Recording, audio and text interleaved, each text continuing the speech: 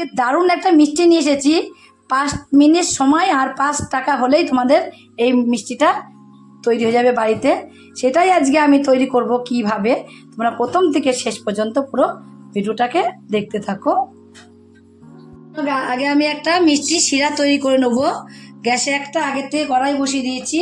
কড়াই বসিয়ে দিয়ে এখানে ছোট বাটির 1 বাটি আমি এখানে চিনি দিয়েছি, আর দিয়ে দেবো এখানে ঠিক 1.5 বাটি মতো জল নিয়েছি। এলাচ দুটোকে চিড়ে নিয়েছি, চিড়ে মধ্যে দিয়ে দেবো, ফ্লেভারটা খুব ভালো আসবে।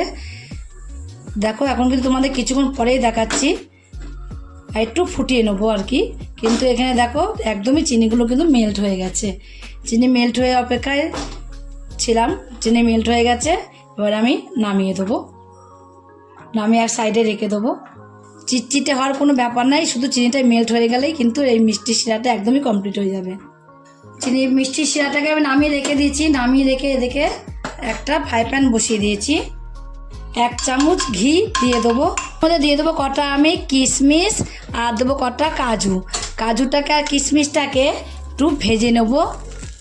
কাজু কিশমিশটা দেখো একটু ভেজে নিয়েছি, যেন পুড়ে না যায় সেইভাবে ভাজতে হবে। এবার কাজু কিশমিশটাকে নামিয়ে রেখে দেবো। আচ্ছা দেখো এই ঘিয়ের মধ্যে দিয়ে দেবো আমি 1 কাপ সুজি। সুজিটাকে একটু হালকা করে ভেজে নেবো, যেন পুড়ে না যায় সেইভাবে কিন্তু সুজিটাকে ভাজতে হবে। আর এইরকম কিন্তু সাদাই যেন থাকে সেইভাবে সুজিটাকে একটু ঘিয়ের মধ্যে ভেজে নেব।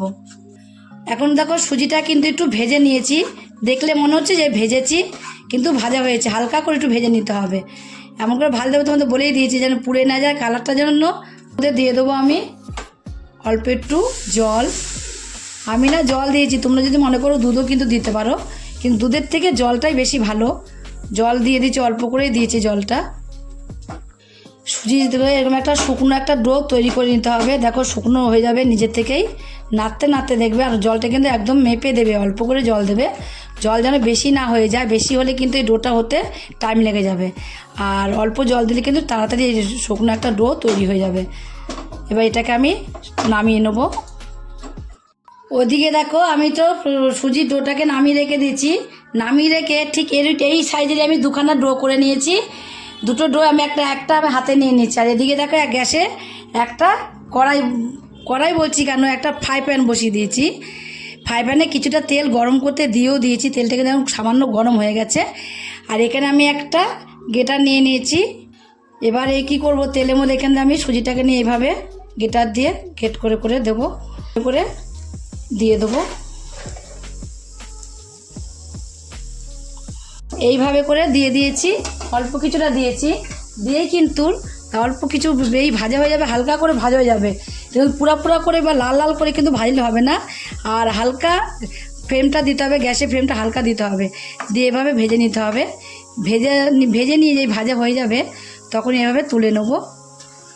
এ দেখো এভাবে তুলে নিতে হবে। কালারটা কিন্তু এরকমই থাকতে হবে, কালারটা ফেড হলে হবে না। তোমাদের তো বলেই দিয়েছি যে কালার ফেড হলে হবে না। আর যে সুজিটা তৈরি করার সময়ও তোমার ফেড হলে হবে না, এইভাবে মিষ্টিগুলোকে ভেজে নেওয়ার বেলাও কিন্তু কালার ফেড হলে হবে না। এইভাবে কিন্তু আমি সমস্তগুলোকেই ভেজে নেবো একই রকম করে।